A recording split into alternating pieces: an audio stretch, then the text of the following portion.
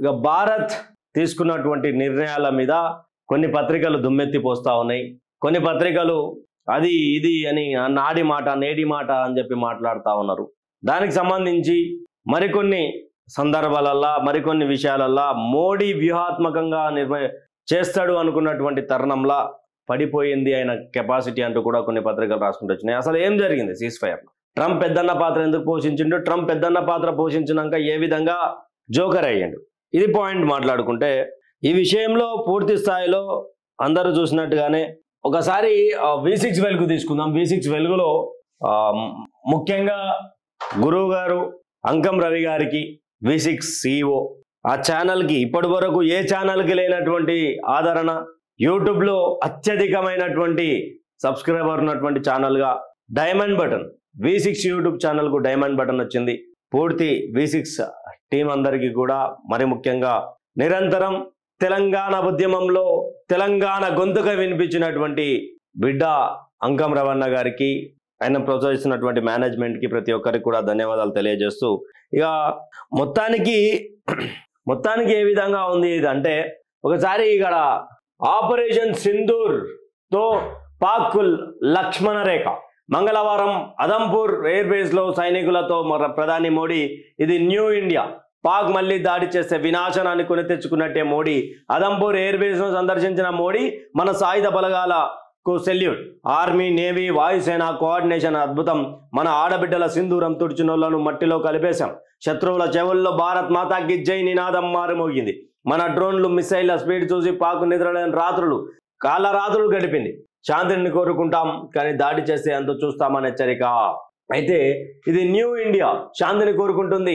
మానవత్వంపై దాడి జరిగితే యుద్ధ రంగంలో శత్రువుని ఎలా మట్టి కరిపించాలో కూడా తెలుసు. ఆపరేషన్ సింధూర్ సాధారణ ఆపరేషన్ కాదు, ఇండియా కొత్త విధానం లక్ష్యం, నిర్ణయాత్మక సామర్థ్యం కలగలిపిన త్రిశక్తి ఇది శాంతి దూత. బుద్ధుడు నడియాడిన నేల మాత్రమే కాదు, శత్రువులను పీచమనించేందుకు సిక్కు ఆర్మీని తయారు చేసిన గురు గోబింద్ సింగ్ పుట్టిన నేల కూడా. సార్ ప్రధానమంత్రి గారు మీ మాటలు బాగున్నాయి, నరేంద్ర మోడీ గారి ప్రస్తావన వచ్చేసరికి విమర్శకులకు తావిచ్చిండు.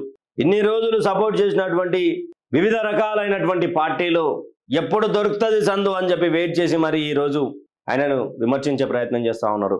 కానీ దేశ భవిష్యత్తు కోసమే ఆయన సీజ్ ఫైర్ ఒప్పుకున్నట్టుగా అర్థం చేసుకోవాలి. యుద్ధం చేసుకుంటూ పోతే పాకిస్తాన్ని మట్టి కరిపించడం పెద్ద ఎత్తైన పని కాదు, పెద్ద ఆలోచించాల్సినటువంటి పని కాదు. యుద్ధ రంగంలోకి దిగితే మానవత్వాన్ని పక్కన పెట్టి పాకిస్తాన్ మన మీద దాడి చేస్తే మనం పాకిస్తాన్ మానవత్వంతో ఆలోచించి ఉగ్రవాద స్థావరాల మీదనే దాడి చేసినాం. ఇది భారత్, ఇది నయా భారత్, ఇది బుద్ధుడు నడయాడిన నేల. అదే విధంగా శాంతికి బుద్ధుడిని చూపిస్తూ యుద్ధ రంగంలో చీల్చి చెండాడేటువంటి సిక్కు ఆర్మీని తయారు చేసిన గురు గోబింద్ సింగ్ కూడా పుట్టినటువంటి నేల ఇది. సుభాష్ చంద్రబోస్ పుట్టి జైన్ ఆ యొక్క స్వాతంత్ర ఉద్యమంలో పనిచేసినటువంటి వ్యక్తి. భగత్ సింగ్ పుట్టినటువంటి నేల ఇది. కానీ వాళ్ళతో పాటు శాంతి అనే కబూతర్లు ఎగరేసినటువంటి వాళ్ళు కూడా ఉన్నటువంటి నేల ఇది. ఇక మన డ్రోన్లు మన మిసైళ్ల దాడితోటి పాకిస్తాన్ తట్టుకుంటుందా అంటే లేదు. కానీ పాకిస్తాన్ మాత్రం రెచ్చగొడుతూనే ఉంది మనని. పాకిస్తాన్ రెచ్చగొడుతూనే ఉన్నది. పాకిస్తాన్ ప్రజలు సంబరాలు చేసుకుంటా ఉన్నారు. పాకిస్తాన్ మాజీ కెప్టెన్ షాహిద్ ఆఫ్రిది ఉగ్రవాదులతో ర్యాలీలు చేస్తా ఉన్నాడు, ఏదో సాధించినట్టుగా ఎప్పి కట్టలు కట్టినట్టు.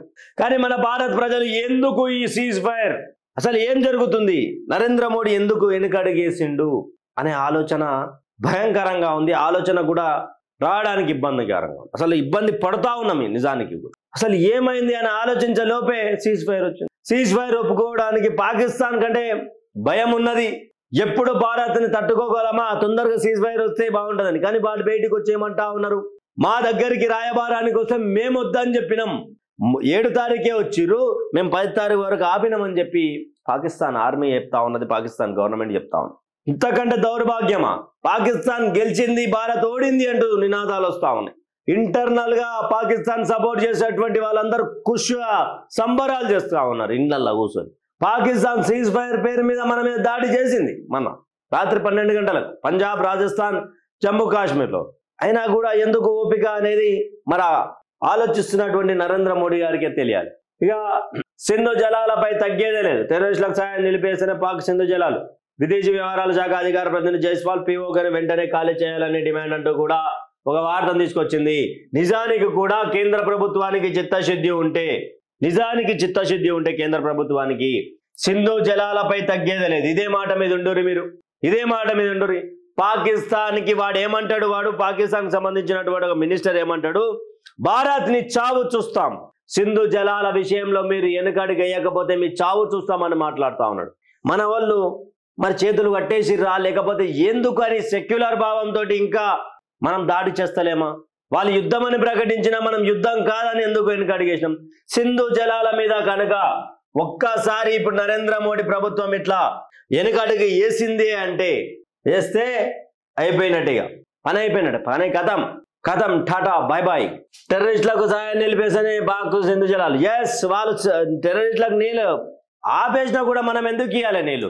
వాళ్ళు సిమ్లా ఒప్పందాన్ని ఎగిరేసారు కదా, తన్నిరు కదా, మనం ఎందుకని వాళ్ళకి ఇంకా పెద్దపీట వేయాలని ఆలోచన చేస్తా ఉన్నాం? వాళ్ళకి ఎందుకు పెద్దపీట వేయాలని ఆలోచన చేస్తా ఉన్నాం చెప్పండి ప్రజలు. టెర్రరిస్టులకు ఇప్పుడు మేము సపోర్ట్ చేయమని చెప్తారు, కానీ సపోర్ట్ చేయకుండా ఉంటారా? మనం ఏమైనా చూస్తున్నాం మన ఇంట్లోకి పోయి? ఈ మాటలు బంద్ చేయాలి. ఫస్ట్ జైస్వాల్ గారు దయచేసి ఆలోచించాలి, మాట మీద ఉందాం. సిమ్లా ఒప్పందం ఆడి ఇప్పటికెన్నోసార్లు ఎగ్గొట్టిండు, చూస్తూ వచ్చినాం. మేము గర్వంగా చెప్పినాం, ఇది మన్మోహన్ సింగ్ ప్రభుత్వం కాదు, ప్రధాని మోడీ ప్రభుత్వం అని. దేశ రక్షణ కోసం పోరాడే నా గర్వం, నా గర్జన, నా మోడీ అని చెప్పిన. కానీ ఈరోజు మీ యొక్క వైఖరి చాలా విభిన్నకారులంగా ఉన్నది, ఆందోళనకరంగా ఉన్నది. సింధు జలాల మీద మీరు ఇప్పుడు ఇట్లా వెనుకడుగేస్తే పాకిస్తాన్ నిజంగానే గెలిచినట్టు, భారత్ ఓడినట్టు. 144 కోట్ల మంది ఉచ్చబోస్తే కొట్టుకపోయే పాకిస్తాన్ మన మీద గెలిచిందంటే ఎంత అది దాంట్లో ఒక భారతీయ జనతా పార్టీ కేంద్ర ప్రభుత్వానికి ఒక పెద్ద మచ్చ. ఇది చాలా పెద్ద మచ్చ, ఇది గుర్తుపెట్టుకోరి. ఇది ప్రతిపక్షాలకు అవకాశం ఇచ్చినట్టు అవుతుంది. ఇన్ని రోజులు జై హింద్ జై భారత్ అని భారత్ నరేంద్ర మోడీ గారి మీద పూల వర్షం కురిపించినటువంటి ప్రతి ఒక్కరు దీంట్లో విమర్శించేటువంటి వాళ్ళుగా నేను ఆ రోజు చెప్పిన. విమర్శించేటువంటి వాళ్ళు ఈ రోజు పొగుడుతున్నారంటే ఏదో పెద్ద కారణమే ఉన్నది, దీనికి ఏదో పెద్ద తతంగం ఉంటుంది. అదే యాస్ట్రీస్ గా అవుతా ఉన్నది. ఇక సింధు జలాల మీద వాళ్ళంతా మాట్లాడుతుంటే మనం ఎందుకు కౌంటర్ కొట్టలేకపోతున్నాం?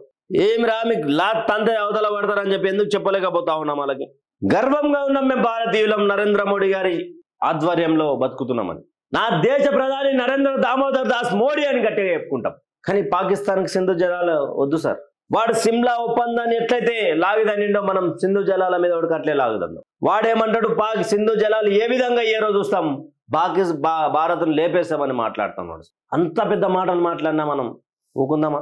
టెర్రరిస్టులకు సపోర్ట్ చేయని చెప్పి చెప్తారు, తర్వాత చేయకుండా ఉంటారా? ఆలోచించాలి ప్రభుత్వం కూడా.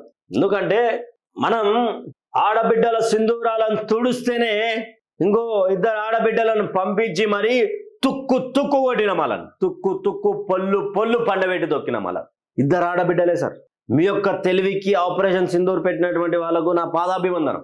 కానీ కొన్ని విషయాలు భారత ప్రజలకు అర్థం కావట్లేదు. ఒక్కసారిగా రాజకీయ నాయకులంతా రైట్ వింగర్ లేదు సార్. ప్రతి ఒక్కరు భారతదేశం గురించి ఆలోచించడం లేదు సార్. కానీ ఈరోజు ఎవరేమైనా అడిగినా కూడా సమాధానం చెప్పలేనటువంటి పరిస్థితి. ఏమైంది పాకిస్తాన్ తోటి అంటే ఎవరు చెప్పలేనటువంటి పరిస్థితి.